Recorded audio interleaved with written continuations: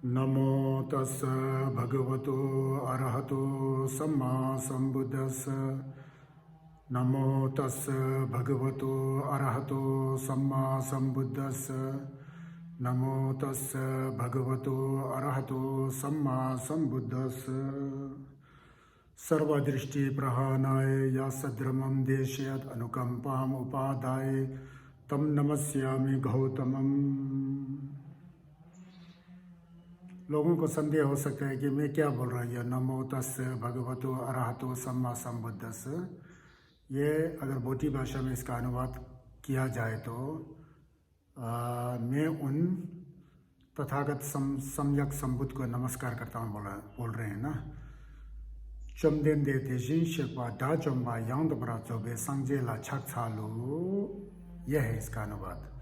नमो तस् भगवतो अरहतो सम्मा सम्बुद्धस्स। फिर मैंने सर्वदृष्टि प्रहानाय या सद्रमं देशयत् अनुकंपाम उपादाय तम नमस्यामि गौतमम। ये आचार्य नागार्जुन द्वारा उनका जो है एक मूल माध्यमिक कारिका है, उसका जो अंतिम जो श्लोक जो है उसका मैं वाचन कर रहा हूँ। मुझे बहुत अच्छा लगता है। और इस होलीनेस परम पावन दलाई लामा जी भी अक्सर जब कोई प्रवचन को आरंभित करते हैं तो उस श्लोक का हमेशा क्या कहते हैं पारायण करते हैं, उसको बोलते हैं। तो उसमें बहुत झिलक छुपा हुआ है। इसीलिए कंगे थुक से निर्सुंग ने तवा थमचे पावे चरतम बेचुन ये तोंजे पा गौतम दे लागी चांद सल, उसका अनुसरण करते हुए मैं भी मंगलचरण के रूप में ये बता रहा था। तो आज मैं आप लोग के समक्ष आने का मुख्य कारण आपको पता ही है कि क्योंकि पिछले कई महीनों में जो है पूर्णिमा से संबंधित जितना भी तथागत भगवान बुद्ध की इसके साथ घटनाएं घटी, उनकी लीला में जो प्रदर्शित हुआ उनका लीला, उसके बारे में मैं स्थूल रूप से बोलते आया हूँ। तो आज माघ पूर्णिमा हो तो उसी माघ पूर्णिमा के संदर्भ में मुख्य रूप से कौन कौन सी घटनाएं जो है भगवान के साथ घटा उसको बताने के लिए मैं आप लोग के सम्मुख आया हूँ। मैंने कई बार कहा कि जैसा कि गुरु पद्म संभव गुरु rinpoche जी की के जो है मुख्य जो लीलाएं जो है दशमी पे प्रदर्शित हुआ, उसी तरह जो भगवान बुद्ध की जितने भी मेन जो मुख्य धर्म से संबंधित धम्म से संबंधित जो मुख्य लीलाएं जो है पूर्णिमा के दिन घटित हुआ। सब जानते हैं कि वैशाख पूर्णिमा जिस दिन तीन घटनाएं जो है घटित हुआ था। तथागत बुद्ध का सिद्धार्थ के रूप में जो है लुम्बिनी वन में जन्म, और उसके बाद 35 वर्ष की आयु में वज्रासन बोध गया में बोधि वृक्ष के तले जो है मूल में जो है बुद्धता की प्राप्ति, संगेस का गोफांग। फिर उसके बाद जब वो 80 साल के हुए थे तो कुशीनगर में 2 शाल वृक्षों के बीच में जो है परिनिर्वाण की जो घटना जो है वो घटित हुई थी। इसलिए द्विचन सुमजुम के करके वैशाख पूर्णिमा को संसार के सभी लोग वैशाख पूर्णिमा के नाम से बहुत मानते हैं ना। भले ही थोड़ा तिथि के अनुसार 1 महीना आगे पीछे चलता हो, तो जो क्या कहते हैं कंसेप्ट जो है कल्पना क्या ऐतिहासिक जो घटना जो है उस तरह से मनाया जाता है। तो अधिक ना कहते हुए आज जो माघ पूर्णिमा के बारे में क्या हुआ उसके बारे में बताना चाहता हूँ। माघ पूर्णिमा में जो घटनाएं घटी तथागत भगवान बुद्ध के साथ, वो स्थान विशेष जो वैशाली में घटना घटा है। जो ये वैशाली जो है, इसमें जो वैशाली में माघ पूर्णिमा का अत्यंत महत्वपूर्ण जो है माघ पूर्णिमा को 3 घटनाएं घटी थी। उससे पहले मैं थोड़ा विस्तार से जाऊं तो पहले वैशाली जो है कहाँ है, आधुनिक अभी वर्तमान में कहाँ है। तो एक दिल्ली से एक ट्रेन चलती है, एक रेलगाड़ी चलती है, उसका नाम लिच्छवी एक्सप्रेस है। वो दिल्ली से मुजफ्फरपुर तक जाता है। ये जो मुजफ्फरपुर जो है ना, वहाँ से जो लिच्छवी की जो गणराज्य था जिसे वैशाली कहते थे, वो मात्र वहाँ से 40 किलोमीटर दूर है, खंडर के रूप में है। अभी वहाँ पर पूरा अशोक स्तंभ और शिलालेख सब मिला हुआ है। प्रमाणिक तौर से वो स्थान वहाँ पर है। वो जो है कहाँ लोकेटेड है, कहाँ पर स्थित है, एक नदी आती है नेपाल से, वो गंडकी नदी कहते हैं। गोपालगंज से काफ़ी आगे जाकर के लालू प्रसाद यादव जी का जो जन्मभूमि है वहाँ से आगे जाकर कुशीनगर से आगे काफ़ी दूर जाने पर एक नदी आती है। उस नदी के पार एक गांव बखीरा और बसाड़ा बोल के एक गांव आता है, अगर मैं गलती नहीं कर रहा हूँ तो। उस गांव के आसपास जो है लिच्छवी गणराज्य की राजधानी जो है वहाँ थी। बहुत बड़ा नगर था, वैभवशाली, समृद्धिशाली, लोगों का विचारधारा भी बहुत उन्नत थे और बौद्धिक दृष्टि से भी काफ़ी समृद्धिशाली, धनी लोग और दिमाग वाले लोग बैठते थे, इसलिए उसका नाम संभवतः वैशाली ऐसा नाम पड़ा। उसको यंगपा चेन कहते हैं। तो वो है। तो पटना के नज़दीक एक हाजीपुर नाम का एक छोटा सा कस्बा है, वहाँ से जो है पूर्व की ओर 35 किलोमीटर इस तरफ, और मुजफ्फरपुर जो मैंने कहा था वहाँ से 40 किलोमीटर दक्षिण की ओर, पटना से 45 किलोमीटर इस तरफ गंगा के पार पटना से वो वैशाली। वहाँ पर पूरा खनन हो चुका है। वहाँ पर एक झील, जहाँ पर जिस झील के किनारे बंदर ने जो है तथागत बुद्ध को शहद अर्पित किया था और फल फ्रूट जो फल जो है भेंट किया था, यंगबा चंदू टेव ढंग से पुल मंगा दारू थो बांगों सांझे जो यंगबा चंदू टेव ढंग से पुल वाला टेव वाला, जहाँ बुद्ध जी को पानी पिलाए थे बंदर ने और शायद मधु का को भेंट किया था, वो यथावत वहाँ वो झील भी वहाँ अशोक स्तंभ के सामने वहीं है। फिर वहीं से दूर काफ़ी दायरे में था, क्योंकि वो वैभवशाली एक नगरी थी ना, तो वो इसका लोकेशन जो है इस तरह से है। तो यह है। तो उसके बाद जो है इसमें जो है वैशाली नगरी, जो मैंने कहा था कि ये नगरी समृद्ध और शक्तिशाली, ये लिच्छवी गणराज्य की राजधानी थी। लिच्छवी गणराज्य, इसको हमारे बोटी भाषा में विद्वान लोग उच्चारण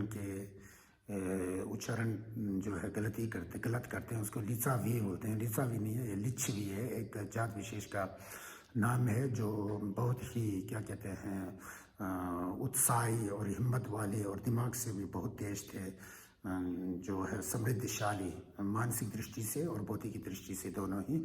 वहाँ एक गणराज्य था। जैसा कि कल परसों हम लोग गणतंत्र दिवस मनाए थे, तो भारत जो है आज से 2500 साल पहले लिच्छवी जैसे जगह पर राजा विशेष नहीं होता था, लोगों के द्वारा चुना हुआ एक मुखिया को खड़ा करके जो वो मुखिया जो है उस समाज को चलाते थे। वो गणतंत्र इसीलिए कहते हैं, वो एक लिच्छवियों का गणतंत्र था, मतलब गणराज्य था। गणतंत्र मतलब गणतंत्र की व्यवस्था वहाँ चलती थी। वहाँ एक सरदार होता था, लिच्छवी सरदार, फिर उनके सेनापति वगैरह वैसा लोगों को द्वारा चुन करके लोगों की कल्याण भलाई के लिए, ये भारत की संस्कृति है। उसी समय डेमोक्रेटिक जो सिस्टम जो था, भले ही आज डेमोक्रेटिक सिस्टम जो है क्या कहते हैं रूढ़िवादी कट्टरपंथी और नाम का ये डेमोक्रेटिक क्या कहते हैं लोकतंत्र और गणतंत्र रहा हुआ है। केवल हम लोग उत्सव मनाते हैं, मतलब स्वतंत्रता दिवस मनाते हैं। वास्तव में हम स्वतंत्र हैं कि नहीं है, हम लोग खुद जांच कर सकते हैं। ये मेरा एक विशेष विचार है,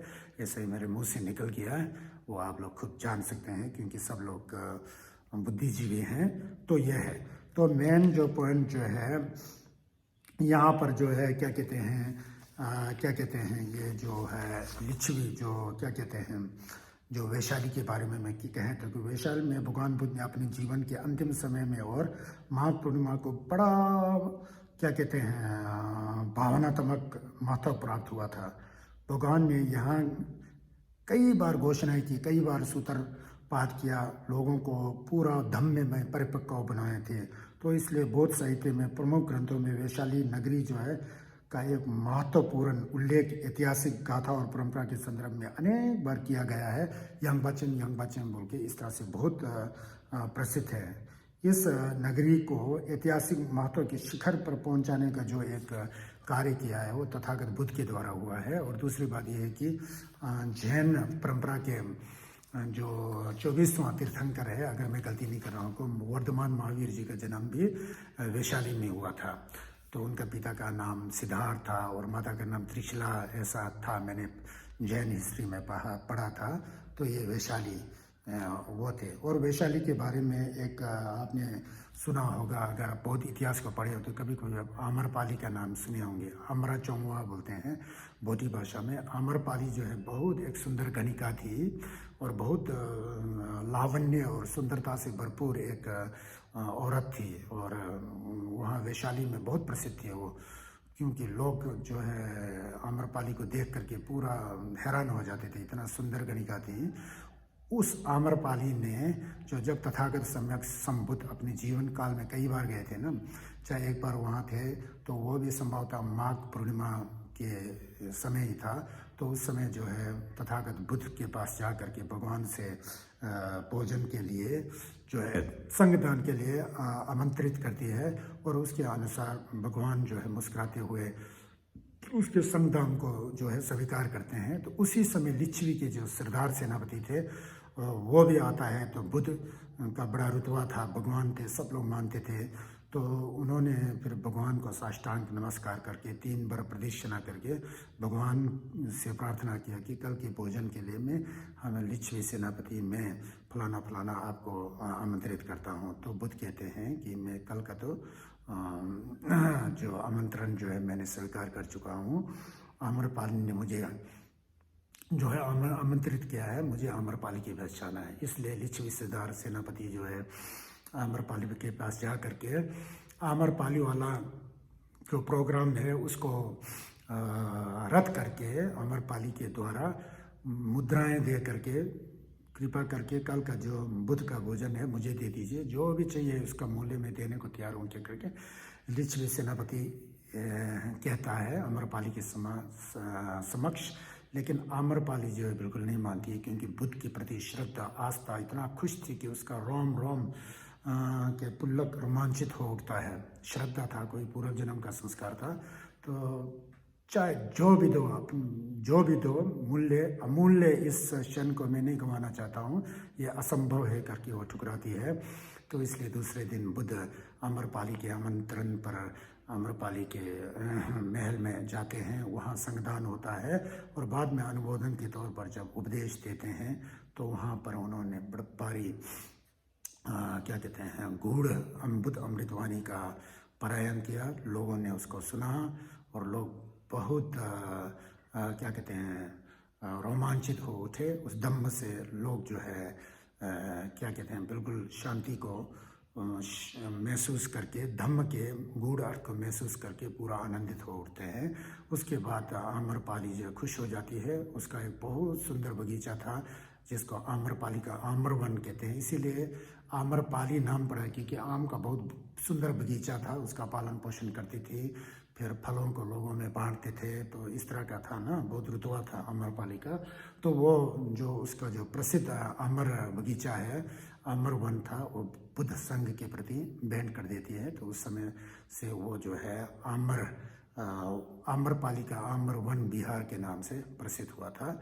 यह घटना भी संभवतः माघ पूर्णिमा में घटा था। कई माघ पूर्णिमाएँ आई, किसी एक माघ पूर्णिमा सब एक माघ पूर्णिमा ही घटित हुआ ऐसा नहीं है, क्योंकि बुद्ध के जीवन में जो है 45 बार माघ पूर्णिमाएँ आए ना, क्योंकि 35 साल की उम्र में बुद्धता को प्राप्त करने के बाद 45 साल तक 35 साल की उम्र में वज्रासन बोध गया में पीपल के वृक्ष के तले बुद्धता को ज्ञान प्राप्ति के बाद लगातार 45 साल गोचरे करते हुए धम्म का प्रचार प्रसार किया ना। बहुजन हिताय बहुजन सुखाय लोकानुकंपाय अत्थाय हिताय सुखाय देव मनस्सानां करके केवल परोपकार की भावना से लोगों को किस तरह ज्ञान से जागृत करके ज्ञान की ओर अग्रसित करें, चाहे गृहस्थ हो या राजा हो या रंग हो या फकीर हो या भिक्षु हो या भिक्षुण हो या उपासक हो या उपासिका हो या श्रामणेर हो या श्रम, जो भी हो सबके लिए कल्याण की भावना के साथ चलते थे ना। इसलिए तो तथागत बुद्ध का नाम जो है महाकारुणिक भी है एक जगह, थुकजे चंबो।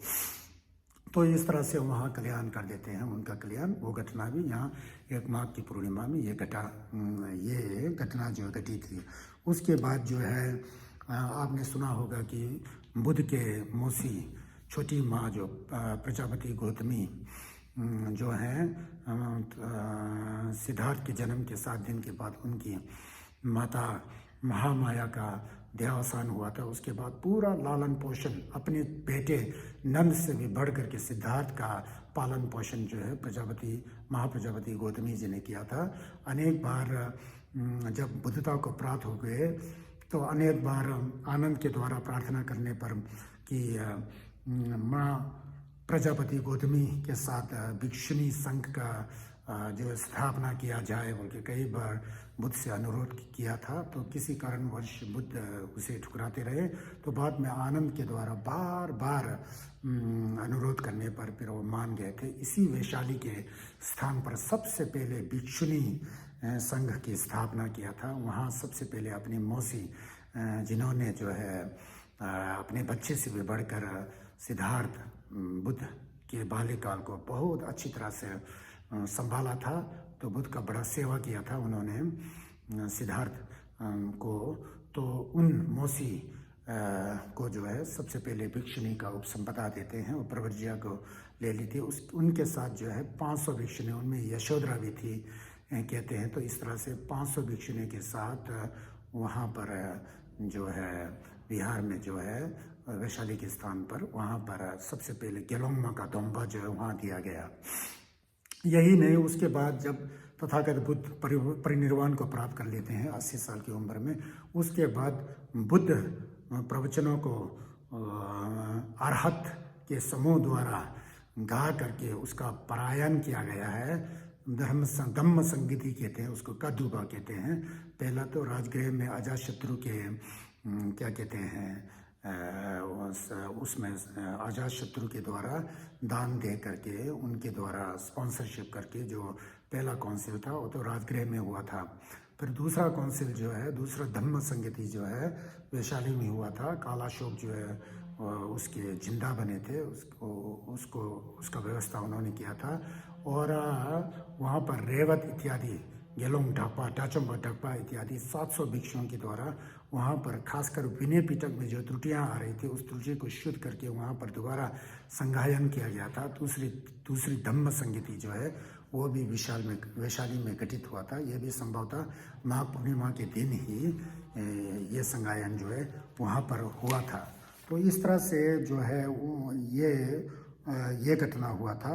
इसके द्वितीय धम्म संगति कहते हैं। तो ये हुआ था। और ये द्वितीय धम्म संगति जो है एक वहाँ पर जगह विशेष का नाम बालूका राम था।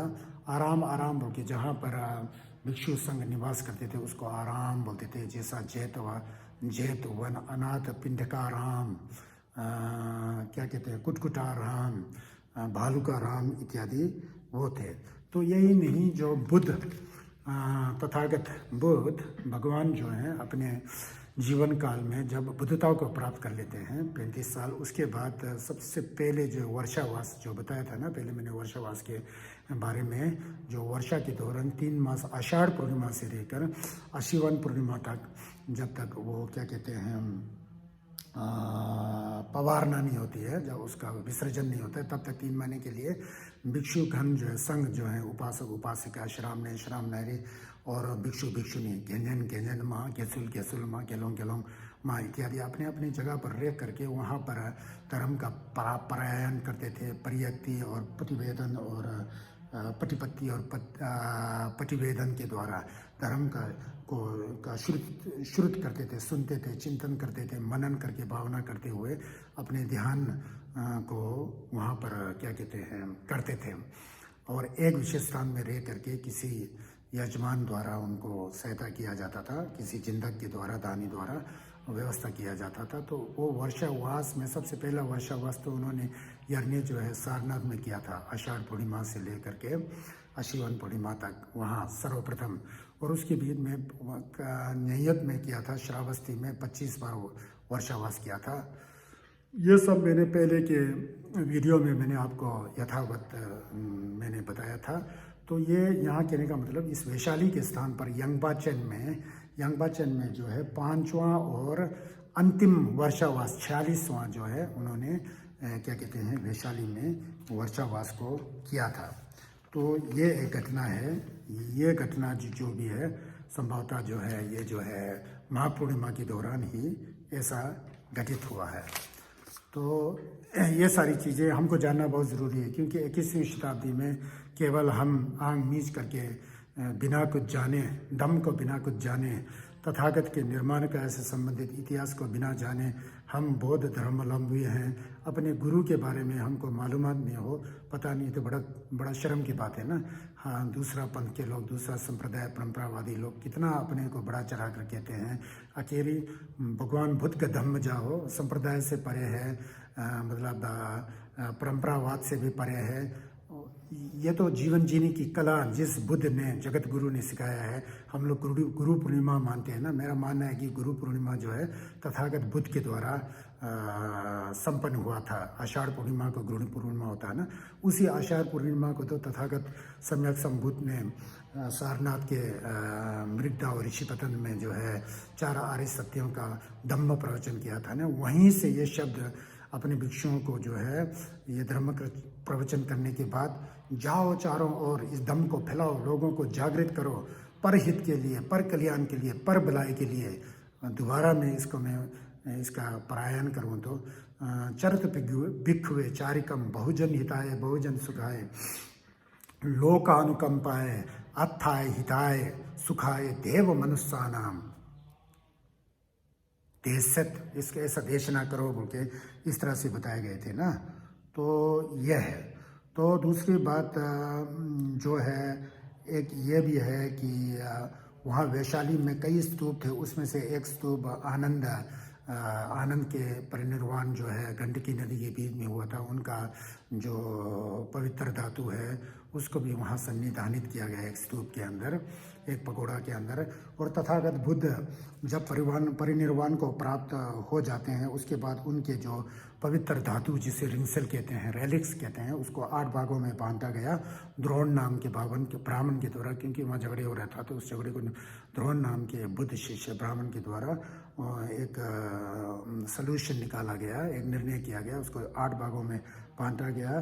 तो 8 जगह में उसको ले करके वहाँ पर स्तूपों का निर्माण किया गया था। उसमें से जैसे कि मगध नरेश, उस समय अजातशत्रु थे, उनको एक भाग मिला, कपिलवस्तु की शाक्यों को एक भाग मिला, रामग्राम के कोलियों को एक भाग मिला, पवित्र धातु का, रिंसल का, भगवान बुद्ध के अस्थि का, फूल का, अल्पकप के बुल्लियों ने वहाँ पर एक स्तूप का निर्माण किया, व्यक्तिद्वीप के ब्राह्मणों ने वहाँ स्तूप का, और कुशीनगर के मल और पावा के मलों ने भी उस तरह के स्तूपों का निर्माण किया उस पवित्र धातु के ऊपर। वैशाली के लिच्छवी लोगों ने भी वहाँ पर जो है क्या कहते हैं, उस धातु को एक स्तूप के अंदर, पक्की ईंट का एक स्तूप बना करके, छोटे बना के उसके अंदर जो सन्निधानित किया गया है। तो वो जो है चीनी यात्री हुएनसांग के प्रवास के वर्णन में मार्च 1858 में श्री अनंत सदाशिव अल्टेकर ने इस स्तूप को ढूंढ निकाला, जिसमें बुद्ध के पवित्र धातु को रखा गया था। उसके पूर्व इसके पूर्व वह मिट्टी के ढेर जैसा, मिट्टी के ढका हुआ एक पर्वत के रूप में परिवर्तन हो चुका था, जो पक्की ईंटों से बना हुआ था। उसके ऊपर घास फूस जमा था, उसको ढूंढ कर निकाल करके पवित्र धातु जो राख से मिश्रित रखा हुआ था, उसका एक कुंभ मिला था, बुम्बा कलश मिला था। यह कुंभ जो है मिट्टी से बनाया हुआ, पकाया हुआ कुंभ था। फिर उसके बाद श्री अल्टेकर के पश्चात श्री PV सिन्हा, श्री सीताराम राय, और उसके बाद एक अंग्रेज जिसने भारत में आर्कोलॉजिकल डिपार्टमेंट विभाग को जो है उसका निर्माण करके पूरा भारत का खनन किया था। जहाँ जहाँ संदेह होता था पूरा वहाँ से स्तूप निकला था, पूरा वहाँ से विहार निकला था ना। वो विहार मतलब बौद्ध विहार जो मंदिर का है, तो वो निकला था। तो उसमें जो है पूरा जो 1903 और 1904 और 1961-63 के दौरान उत्खनन किया गया। तो वहाँ से भरपूर क्या कहते हैं, बहुत बौद्ध विहार और बहुत स्तूप और कई बहुत कुछ निकला था। पूरा वैशाली को अगर उत्खनन किया जाए ना, पूरा वैशाली नगर में जितना भी बौद्ध धर्म का जो रुतबा था उन दिनों में, पूरा निकलने की संभावना है। वैसे तो भारत भूमि को खोल दे तो अंदर से खनन किया जाए, पाकिस्तान से लेकर पूरा भारत में खोल दे, पूरा स्तूप भगवान बुद्ध की मूर्तियाँ, कनिष्क के काल का से लेकर पूरा अशोक काल में मूर्ति भले ही नहीं था, लेकिन उनका चरण के चिन्ह और क्या कहते हैं हाथी के शीर्ष वाला स्तंभ और सिंह के शीर्ष वाला स्तंभ और 4 सिंह मुख वाला स्तंभ और शिलालेख और कई चीज़ें निकल के आते हैं ना। वो तो मैं पहले के वीडियो में बताया था। तो इस तरह से ये हुआ है। तो ये जो है पहली घटना, इसके अंदर मुख्य रूप से क्या है, तो वही आम्रपाली का आम्रवनदान और क्या कहते हैं महाप्रजापति गौतमी का को महिलाओं के लिए भिक्षुणी का उपसंपदा देकर प्रवर्ज्य लेकर के 500 भिक्षुणी द्वारा भिक्षुणी संघ की स्थापना। उसके बाद क्या कहते हैं माघ पूर्णिमा को ही काला अशोक के द्वारा दान देने पर, सपोर्ट करने पर, समर्थन देने पर रेवत इत्यादि 700 भिक्षुओं द्वारा विनय पिटक के अंदर जो त्रुटियां आ रही थी उस समय देवदत्त इत्यादि द्वारा उसको संशोधन किया गया। तो इस तरह से मुख्य पहला घटना, एक घटना ये घटी है माघ पूर्णिमा के दिन। अब दूसरा घटना जो है इसी माघ पूर्णिमा के दिन जो है, जब बुद्ध वहाँ पर विहार में आराम कर रहे थे भोजन के उपरांत, अकेले वहाँ बैठे थे, तो कहा जाता है कि वहाँ पर यमदूत आ गए थे। तो यमदूत द लॉर्ड ऑफ डेथ आए थे। यमराज कहते हैं, यमदूत जो भी कहते हैं, ये कंसेप्ट सभी में है, सबके अंदर है, तो बुद्धिस्ट में भी है। तो आए थे, तो उनसे जो है बुद्ध के समक्ष आकर के 3 बार साष्टांग प्रणाम करके 3 प्रदक्षिणा करके सामने खड़ा होकर बड़ा ही सम्मान और क्या कहते हैं बड़ा ही शालीनता के साथ बुद्ध से प्रार्थना करते हैं कि भगवान मैं आपसे अनुरोध करता हूँ कि आपका शरीर आप जीर्ण हो चुका है, आपका जो है धम्म प्रचार प्रसार का कार्यकाल समाप्त हो चुका है, कि कृपया करके आप अपने शरीर को छोड़ें, आप परिनिर्वाण को प्राप्त हो जाएं। तो उस समय बुद्ध कहते हैं कि आप कैसे कह सकते हो, मेरे से नहीं कह सकते हो, मैं कर्म फल से बाहर तथागत बुद्ध हूँ, आप कैसे कह सकते हो। फिर वो बिल्कुल झुक करके कहते हैं कि ये सही है, आप मेरे अंडर में नहीं है, मेरे कंट्रोल में नहीं है, मेरे से बाहर है, फिर भी मैं आपको याद दिलाता हूँ कि इस दुनिया के दस्तूर और विश्व का विधान और क्या क्या कहते हैं विश्व का दस्तूर के अनुसार मैं आपसे कहता हूँ कि यह शरीर जो है, आप भी तो प्रवचन करते हैं, ये 4 नाम स्कंद और एक जो है क्या कहते हैं 4 नाम स्कंद और एक रूप स्कंद से जुड़ा हुआ 5 स्कंदों का समूह जो है ये विच्छिन्न हो जाता है, समाप्त हो जाता है, अनित्य आप कह रहे हैं। तो आपको मैं नहीं कह सकता हूँ, लेकिन मैं सिर्फ आपको याद दिला रहा हूँ। फिर बुद्ध उनको फटकारते हुए कहते हैं कि तुम यहाँ से चले जाओ, मैं अगर चाहूँ तो 1 कल्प तक भी बैठ सकता हूँ, 1000 कल्पों तक भी बैठ सकता हूँ, ऐसे मेरे अंदर ज्ञान है, उस ज्ञान के बदौलत बैठ सकता हूँ। फिर उसमें जो है क्षमा याचना कर करके जो है यमदूत वहाँ से क्या कहते हैं वहाँ से गायब हो जाता है। फिर उसके बाद जो है इसके अनुसार जो है बाद में संध्या काल के समय, शाम के समय जो है एक बहुत बड़ा समारोह होता है। समारोह क्या, भिक्षुगण सब इकट्ठे होते हैं, पर आनंद भी होते हैं। वहाँ पर बुद्ध जी घोषणा करते हैं कि आज से 3 महीने बाद वैशाख पूर्णिमा के दिन मैं अपने शरीर को छोड़ूंगा, उस समय बुद्ध परिनिर्वाण में प्रवेश कर जाएंगे बोल के उन्होंने वहाँ पर उद्घोषणा किया था, भविष्यवाणी की थी। वो भी माघ पूर्णिमा के दिन ही था। तो उसके बाद जाकर के माघ पूर्णिमा के बाद आप काउंट करेंगे, उसको गिनेंगे, तो माघ पूर्णिमा से क्या कहते हैं फागुन पूर्णिमा तक 1 महीना, फागुन से चैत्र पूर्णिमा तक 2 महीना, चैत्र पूर्णिमा से वैशाख पूर्णिमा तक 3 महीना हो जाता ना। ठीक वैशाख के दिन, वैशाख पूर्णिमा के दिन, जिस दिन बुद्ध जी का प्रादुर्भाव हुआ था, जन्म हुआ था लुम्बिनी वन में, जो लीला घटित हुई थी वो, और जिस दिन पीपल के पेड़ के नीचे, बोधि वृक्ष के नीचे बुद्ध ने बुद्धता प्राप्त किया था, वज्रासन दुर्जयन में बोध गया में, वो दिन, और जो कुशीनगर में समछो टुंगडो गंबा न्यांगन दे वाला यहाँ से घोषणा किया कि मैं वहाँ शरीर को छोड़ूंगा। मंगादारू थुबंग संजय बोले मगध के गया नाम के स्थान पर वज्रासन के पास जो है वहाँ पर बुद्धता को प्राप्त किए थे। ये सब लोग जानते ही हैं, उसको मैं आपको दोबारा बता रहा हूँ। तो इस तरह से ये घटना घटी थी, वो भी माघ पूर्णिमा का ही दिन था। इसलिए जो माघ पूर्णिमा जो है बहुत पवित्र और बहुत पावन है, ऐसा हम लोग को जानना चाहिए, उसे हम लोग को जानना चाहिए। केवल हम लोग बुद्ध हैं, बौद्ध धर्म के अनुयायी हैं, बौद्ध धर्म को मानते हैं बोल करके केवल मुँह से बोल रहे हैं, तो बुद्ध के बारे में कुछ भी पता ना हो, भावना करने की विधि विधान का पता नहीं हो, साधना के बारे में पता नहीं हो, किस तरह से बुद्ध धर्म को समझा जा सकता है उसको भी पता नहीं है, तो फिर हम लोग वास्तव में जो है धर्मावलंबी नहीं है, बौद्ध धर्मावलंबी नहीं है। हालांकि बुद्ध धम्म जो है वो बाद में नाम ये दिया गया बुद्ध धम्म। धम्म जो है वो विश्व का विधान है, कुदरत का कानून है। उस कुदरत का कानून को, विश्व का विधान को बुद्ध जी ने जाना, उन्होंने थोड़ी ना बनाया, उसको जाना, उस सनातन धर्म को उन्होंने जाना। हम लोग सनातन धर्म का मतलब आजकल हिंदू मतवालंबी को सनातन धर्मवादी बोलते हैं ना, ये तो एक दूसरी तरह से हो गया। असली सनातन धर्म जो अनित्य है वो अनित्य है, मनुष्य जन्म लेने के बाद गुजर जाता है, वो सनातन है।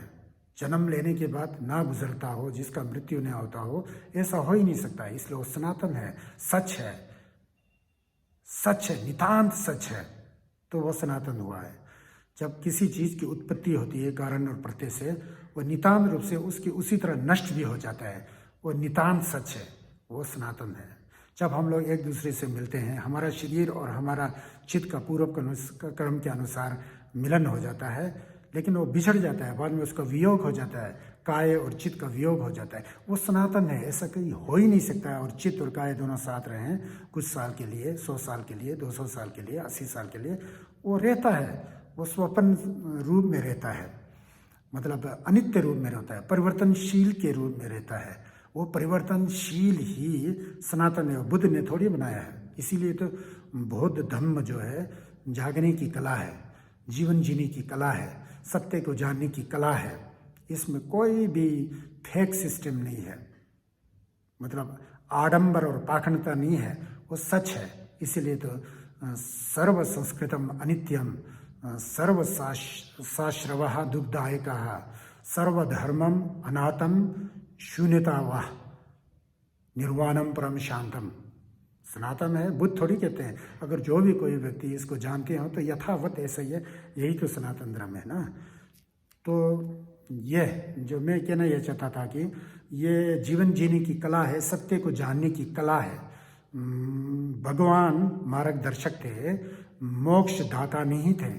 मोक्ष तो खुद को स्वयं अत्तदीप हो करके, खुद को जान करके, खुद जो प्रवचन बुद्ध द्वारा देते हैं, जैसे वो चले थे उस तरह के मार्ग पर जाकर ही तो तब हम लोग बुद्धता को प्राप्त कर सकते हैं ना। कई बार दंपत में वो अमृतवाणी मुझे बहुत प्रेरणादायक लगता है। तुम्हें ही किच्चंग आतप्पं आखा तारो तथागता पटिपन्ना पामो खंती जाई नो मार बंदना तेजिंश सुंग समते छेचा लेला भेप्रंजो गोम्बे नंबर जुबे न तुझे छिंगवा नम लिटोल। खुद को जाना है ना, मार्गदर्शक। इसीलिए तो तोम्बा है, ये कई बार कह चुका हूँ। तो ये चीज़ें को बहुत जानना ज़रूरी है, यही फर्क है। तो उसके बाद जो तीसरी घटना के बारे में मैं बोल रहा हूँ, तथागत ने अपने परिनिर्वाण की घोषणा कर ली है ना। ये क्या कहते हैं, दूसरी घटना थी। घोषणा करने के बाद कुछ दिन के बाद वो गोचरी करते हुए वैशाली को छोड़कर चल पड़े। वैशाली से थोड़ी दूर जा कर के उन्होंने वैशाली की ओर मुड़ करके देखा और अपने परिचारक, उपस्थापक, जक्षी जिसे कहते हैं, कुंगाओं से कहा, आनंद से कहा कि देखो आनंद, ये जो वैशाली नगरी है ये बुद्ध का अंतिम दर्शन है, इसके बाद बुद्ध यहाँ दोबारा नहीं आ पाएंगे। तो पीछे मुड़कर देखते हैं, पीछे मुड़कर देखते हैं तो वैशाली के सब जनतागण, लिच्छवी के जो गणराज्य के जनतागण जो है बुद्ध के पीछे पीछे आते होते हैं, क्योंकि वो बुद्ध को मिसिंग कर रहे थे। भगवान उनके गुरु थे ना, तो गुरु के साथ साथ क्योंकि दोबारा आना नहीं है, उनको पता लगा कि 3 महीने के बाद तो बुद्ध परिनिर्वाण में प्रवेश कर जाएंगे। ये सब होकर के सब कोई आंसू बहा रहे हैं, कोई बहुत दुखित मन से बुद्ध का अनुसरण करते हुए उनके पीछे पीछे चलते हुए पीछे चल रहे थे। चल चल के काफ़ी दूर समय जा कर के भगवान के अंदर एक करुणा जागृत हो जाती है कि तो वहाँ लिच्छवी के सरदारों ने कहा कि बुद्ध अब दोबारा आपका आगमन यहाँ नहीं होगा, आप तो परिनिर्वाण को प्रवेश कर जाते हैं। आपकी पूजा के लिए हमें एक स्मरण के लिए कुछ ऐसी चीज़ की आवश्यकता है।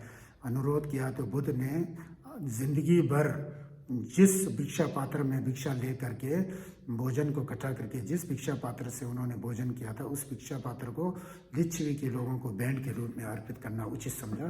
तो आनंद से ले करके उस भिक्षा पात्र को लिच्छवी के सरदार के हाथ में सौंप देते हैं। तो उन्होंने कहा कि यही मेरा प्रतिनिधि का काम करेगा, ये आपका श्रद्धा और आस्था का केंद्र बिंदु बनेगा बोल के वो देते हैं। वो स्थान जो है आजकल केसरिया बोल के, जब गंडकी नदी पार करके थोड़ा आगे जाएंगे तो बखीरा से पहले वहाँ पर केसरिया स्तूप बोल के है।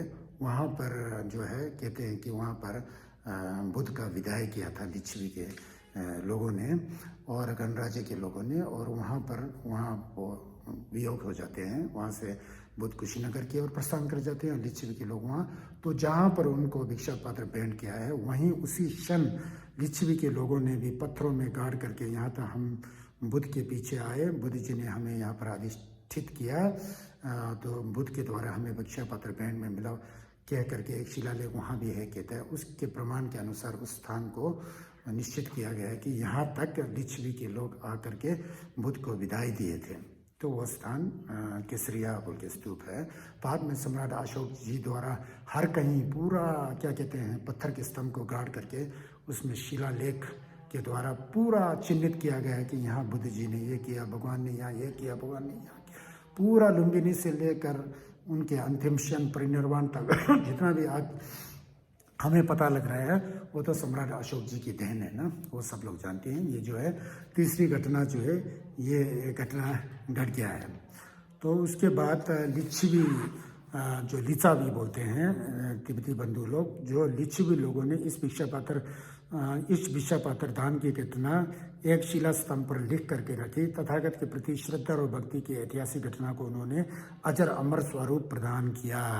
ये किताब है, मेरे पास एक नोट लिखा था उसको मैं पढ़ रहा हूँ। भगवान बुद्ध ने अपना भिक्षा पत्र जिस स्थान में दान दिया था वह स्थान लिच्छवी लोगों ने शिलालेख पर लिख कर रखा। ये मैंने आपको बताया गया है ना। तो ये सब इस तरह का जो है जहाँ जहाँ बुद्ध लीला घटित हुआ वहाँ निश्चित रूप से शिलालेख या स्तंभ या स्तूप या छोटे छोटे स्तूप जिसे चैत्य कहते हैं वहाँ पूरा चिन्हित है, आज तक यथावत वहाँ पर है। तो जितना भी बुद्ध लीला जितना भी घटनाएं घटित हुई ना बुद्ध लीला के अनुसार, बुद्ध के जीवन के अनुसार, जो वो पूरा चिन्हित है, पूरा स्तंभ मिलता है, खंडर मिलता है, दिया सब कुछ मिलता है। इसलिए ऐतिहासिक थे ना, भगवान बुद्ध ऐतिहासिक थे। यहाँ पर दो तरह की चीज़ें होती है, एक होता है पौराणिक, एक होता है ऐतिहासिक। बुद्ध का जितना भी हिस्ट्री ऐतिहासिक है वो पौराणिक नहीं है। पौराणिक मतलब पुराने ज़माने में कहा गया हुआ कि नहीं हुआ निश्चित भी नहीं कर पाते हैं ना। आर्कोलॉजिकल डिपार्टमेंट के ऊपर सही नहीं उतरता होता तो उसमें कुछ गड़बड़ जैसा लगता है ना। ये तो बुद्धिजीवी हैं। 21वीं शताब्दी में परीक्षण करना बहुत ज़रूरी है। हमेशा लोग जो है भ्रमित नहीं हो सकते हैं ना। पढ़े लिखे लोगों का ज़माना है तो उसके अनुसार हमको वो होना चाहिए, ध्यान होना चाहिए और ज्ञान भी होना चाहिए। ये इसमें कोई विवाद का कंट्रोवर्सी कुछ नहीं है। ये तो एक ज्ञान का अध्ययन करने की दृष्टि है। अध्ययन जो है केवल औपचारिक रूप तक नहीं होना चाहिए, अनौपचारिक रूप से भी हमको अध्ययन करना चाहिए। तो इस स्थिति से इसको जानना बहुत ज़रूरी है। अब चौथी घटना बहुत ही रुचिकर घटना है। भगवान बुद्ध जी के उपस्थापक शक्षी जो कुंगाओ थे, आनंद से बदंत आनंद, अरहत आनंद, श्रमण आनंद जो भी कहें, तो उनका परिनिर्वाण भी इसी स्थल के वैशाली में हुआ था। जैसे ही बुद्ध को, भगवान को पूरा आभास हुआ कि इतना दिन के बाद मेरा परिनिर्वाण हो, उसी तरह आनंद को भी पता लग जाते हैं ना, क्योंकि अरहत है, उनको मोक्ष होता है, अविज्ञा ज्ञान होता है, उसके अनुसार पता लग जाता है। जब वो राजगृह में थे अजातशत्रु के यहाँ, जहाँ पर बुद्ध ने अपने जीवन के लंबे समय को बताया, घृतकूट, राजगृह, वेणुवन, कलंदक निवास, वेणुवन इत्यादि, जा कलंदका होमिथल बोलते हैं। तो वहाँ पर पहले से उनको आभास हुआ तो उन्होंने एक प्रवचन में कहा था कि मेरा परिनिर्वाण जो है बहुत जल्दी होने वाला है, मैं भी शरीर छोड़ने वाला हूँ, यथासंभव मैं अपने शरीर को वैशाली में छोड़ूंगा बोल के बता चुके हैं। फिर वहाँ प्रवचन के बाद वहाँ से वो प्रस्थान कर जाते हैं, राजगृह से जा करके आगे बढ़ते होते हैं। अजातशत्रु को पता लगा कि आनंद जो है परिनिर्वाण में प्रवेश करना चाहते हैं, तो वो चाहते थे कि आनंद का परिनिर्वाण जो है राजगृह में हो, जलपेखम में हो। तो वो चाहते थे कि वहाँ हो। तो आनंद कुंगाओ जो आनंद बदन जो है वहाँ से प्रस्थान कर चुके हैं, तो पीछे पीछे अजातशत्रु चलते हैं कि उनको वापस ला कर का परिनिर्वाण का जो है स्थान जो है राजगिरी को निश्चित किया जाए। जाते हैं तो जा कर के काफ़ी देर के बाद वो देखते हैं कि बदन आनंद अरहत आनंद जो हैं कुंगाओ जो हैं गंडकी नदी के किनारे पर पहुँचे हैं, जहाँ पर क्या कहते हैं सीमा वैशाली और क्या कहते हैं मगध राज्य की सीमा थी। तो वहाँ पर अजातशत्रु पहुँच जाते हैं और लिच्छवियों को भी पता लगा कि आनंद परिनिर्वाण में प्रवेश करने वाले हैं, तो लिच्छवी चाहते थे कि वैशाली में आकर के आनंद जी का परिनिर्वाण हो। तो इस तरह से दो गुटों में ऐसा चला। तो बाद में आनंद को अपने अभिज्ञ ज्ञान से पता लगा कि अजातशत्रु चाहते हैं कि मेरे परिनिर्वाण राजगिरी में हो, लिच्छवी के गणराज्य के लोग चाहते हैं कि वैशाली में हो।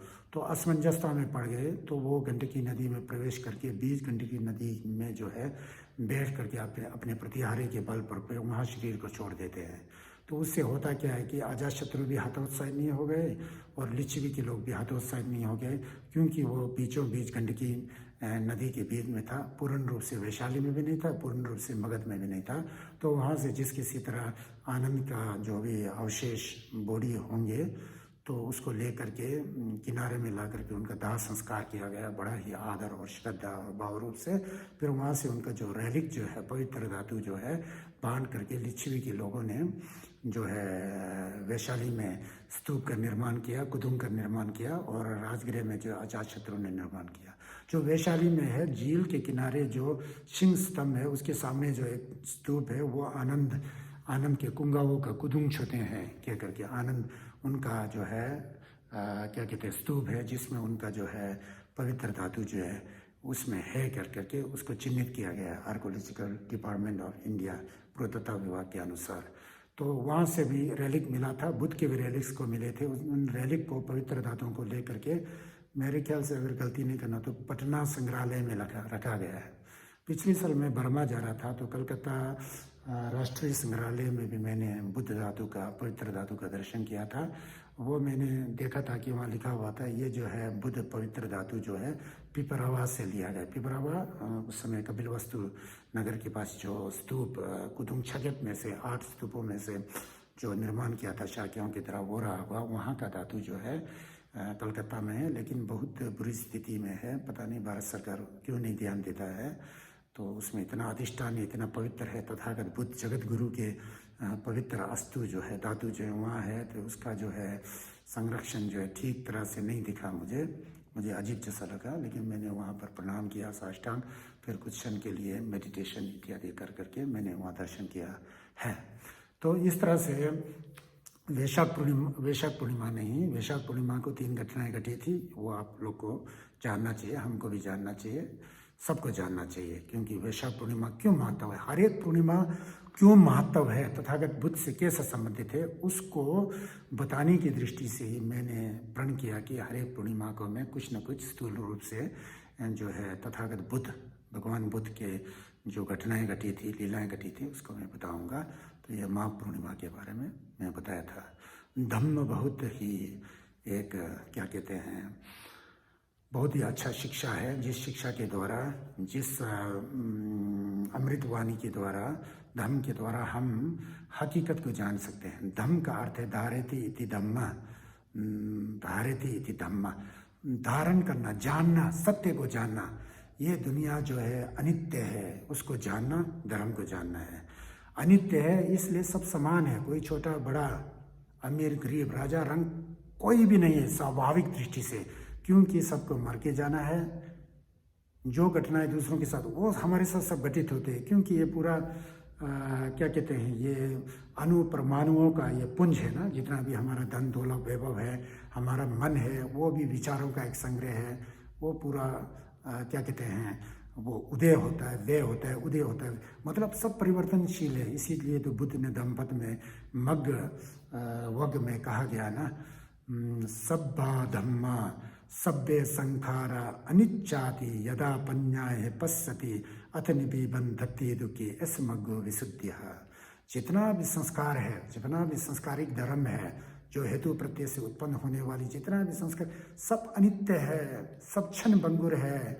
जब प्रज्ञा के आंख से उसे देखा जाता है, प्रज्ञा से देखते हैं तो वास्तविकता पता लगता है। तो वास्तविकता पता लगता है तो उस व्यक्ति को जो वास्तविकता को जानता है कि सब कुछ क्षण भंगुर है, अपने होश आवास के साथ, अनुभव के साथ, अनुभूति के साथ, उसे जो है दुख कभी नहीं होता है। उसको पता है कि जो घटित होता है तो घटना ही था, क्योंकि अनित्य है। तो यही जो है विशुद्धि मार्ग है। फिर इसी संदर्भ में फिर कहते हैं कि सभ्य संखारा अनिच्चाति, ये तो मैंने बताया था। उसके बाद क्या कहते हैं, सभ्य दुखा अनिच्चाति यदा पन्याय पश्यति अथ निबंधति दुखे अस्मगो विशुद्धिया। जितना भी संसार की दुख है वो दुख भी अपने स्वभाव से है सभ्य संखारा दुखाती।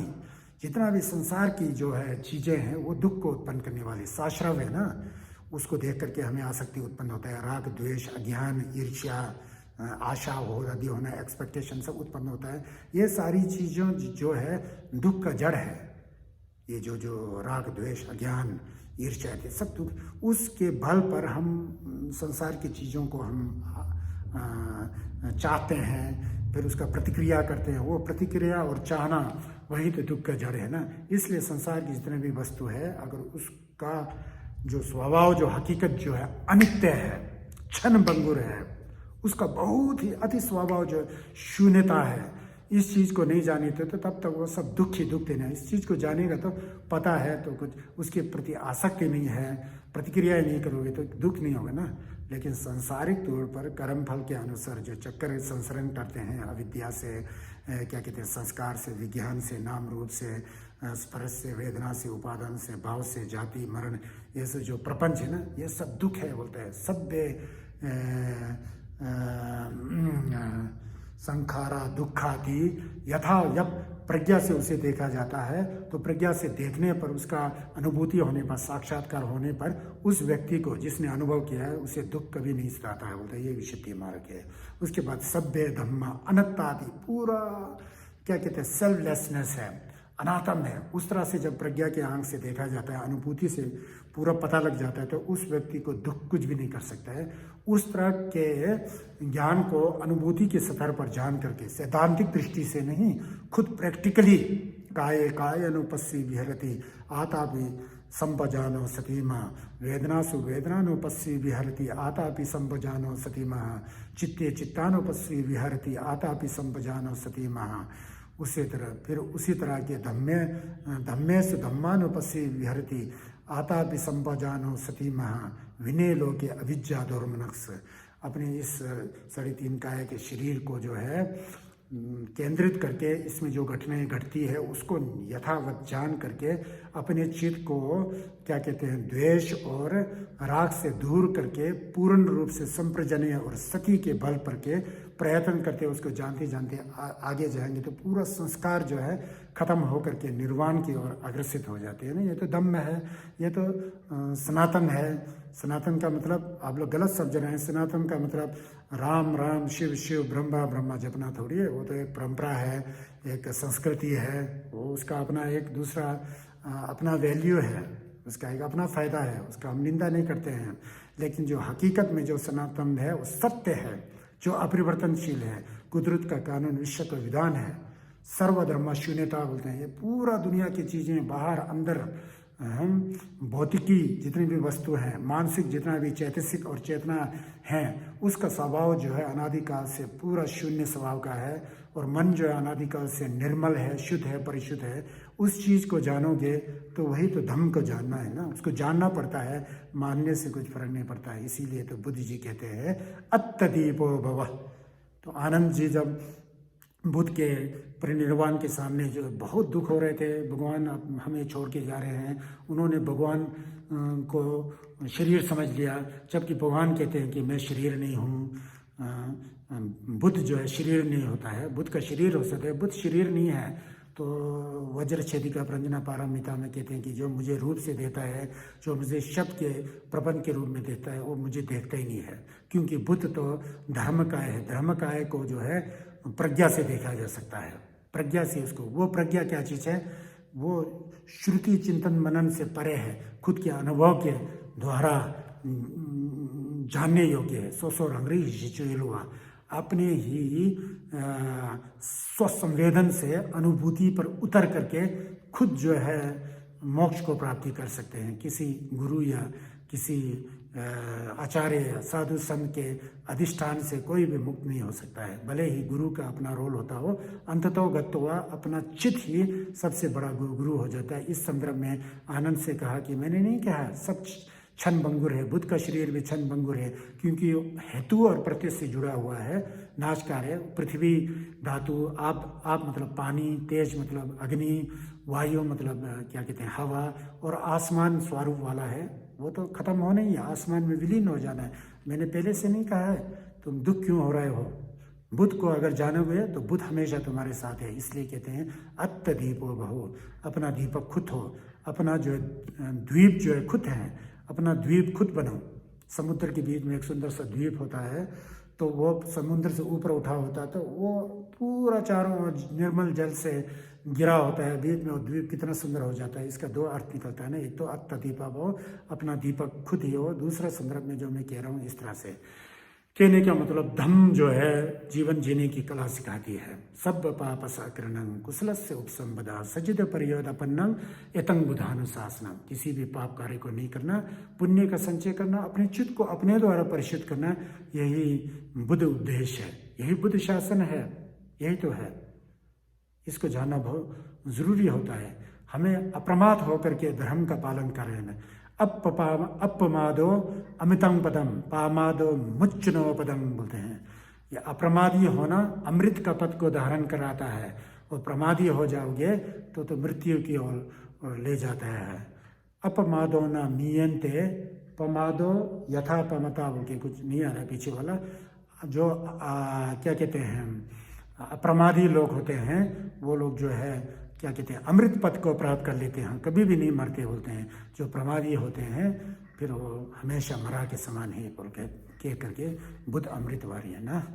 बायो दूसरे लम्हे पाने पानी तक तो छी बोलते हैं ना टिबेटन में, वो है।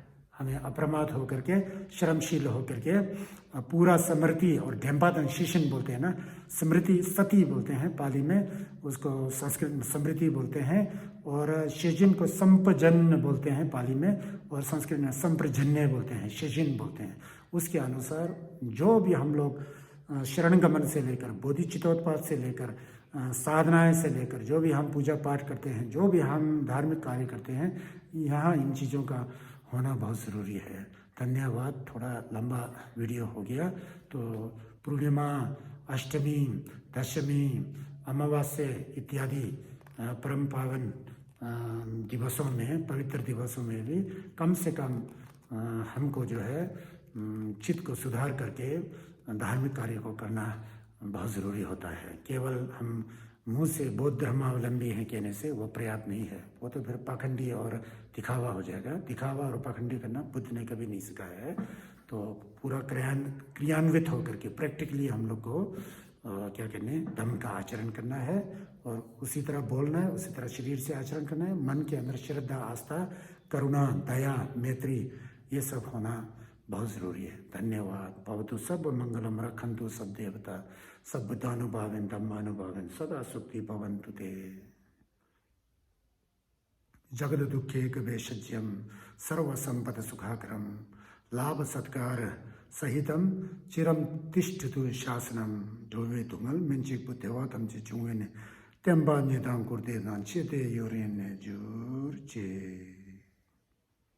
धन्यवाद। फिर दोबारा मिलते हैं पूर्णिमा, या उससे पहले भी मैं आ सकता हूँ। किसी एक सज्जन ने कहा कि आप क्या कहते हैं शमथा और विपश्यना के बारे में बोल सकते हैं। मैं कोशिश करूँगा, छोटा सा वीडियो क्लिप ले करके मैं जल्दी आप लोगों के समक्ष आऊँगा। धन्यवाद।